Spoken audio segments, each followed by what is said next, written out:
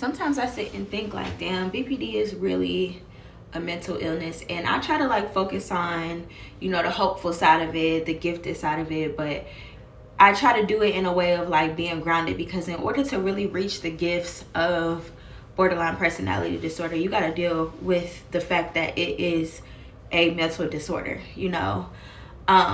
And I think like, and I really do am so grateful to God that I have been able to just really just get real with myself and understand that this is a mental disorder that, for one, I didn't ask for two, that I have to kind of like really just be honest and brutally honest with myself about, in order to really get to enjoy my life. And one thing, I actually saw a post a few weeks ago, maybe a couple months ago, about somebody that was like basically like black bashing like the cluster B disorders, rightfully so, because somebody that hurt them had a cluster B disorder. So I wasn't like mad at them. I wasn't mad about the post at all, to be honest. I really was just taking in what people were saying about cluster B disorders or whatever. And somebody was talking about how like the projection be real with like cluster Bs. And, you know, like that really just made me sit and like think about ways that I project my inner feelings and like insecurities onto like other people.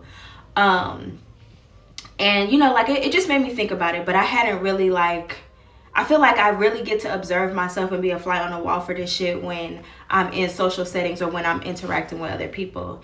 And, you know, people always talk about how you shouldn't have to like shrink yourself to be around other people, like to fit in with other people, blah, blah, blah, to make other people feel comfortable. But I feel like for me in my journey, it's been extremely important for me to quote unquote shrink myself. And for me, shrinking myself just meant like to pull back and stop overcompensating for my insecurities. So like, you know, just talking so much, talking over people, having to prove my worth to other people, having to prove that, you know, I have so much experience in life and all of this and all of that, and really just taking a step back and more so like learning from other people and observing and talking a lot less in social situations, and just honestly just minding my fucking business and staying out of other people's business.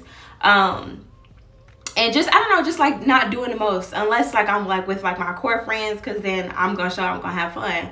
But when I'm around people that I don't know, I really can just like take it down a fucking notch, you know, a lot of notches actually. But anyway, over the weekend I was in like a social situation, and it just made me realize how much I do project my insecurities onto other people. Although like I wasn't loud or anything. I really was barely even fucking talking. But it just made me realize that majority of the anxiety that I feel in social situations is my insecurities. That's really what my anxiety be when I'm in social situations, especially around people that like are just like getting to know me.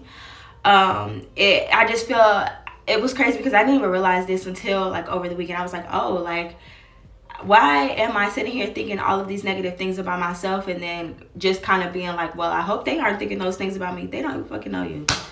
Why would they be thinking any of these kind of things? I mean, they could be, but they don't know you, so it really doesn't fucking matter what they thinking, you know.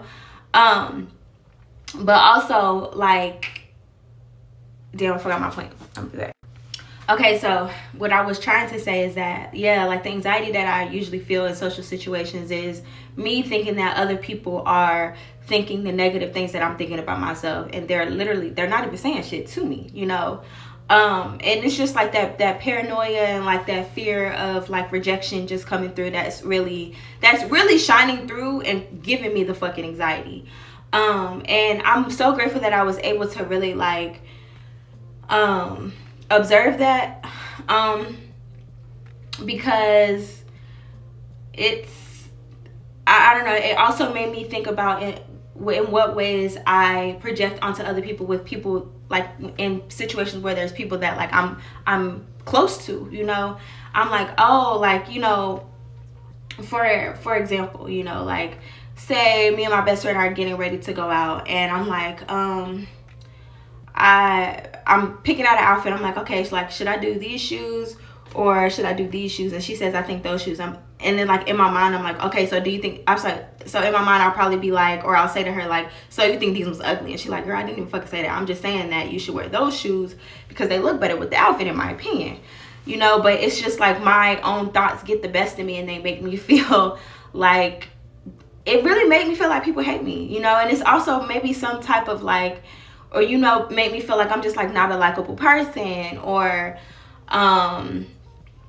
just stuff like that. Like I just get really overwhelmed by being rejected. Like that rejection sensitivity gets really deep when I'm in social situations. And it's so crazy how like my wounds have been running me for so long, and I'm just kind of like, I'm over it. It's exhausting as fuck. So like, I don't know, like that really just made me realize like, girl, you gotta find a way to woosah, bitch, okay? Because it's not okay for you to have to keep going into these social situations. And it's so crazy because I've been going through that cycle my entire life of me feeling like I'm being rejected by people, and whole time people really be fucking with me, you know. And like in a good way, like, oh, Io or like Naima she's cool, like she's cool peoples, but I just really be having like those deep insecurities. And it's actually so crazy how much I'm able to like kind of like hide it in a way. And I feel like I've gotten a little better at hiding it, because I kind of just don't say shit until you know, there's an opportunity. But I also think that that's important, because I feel like I didn't really have good people skills back then. I just used to be kind of a wild card. But now I'm more able to like sit back and like see when it's like, you know, my turn to speak.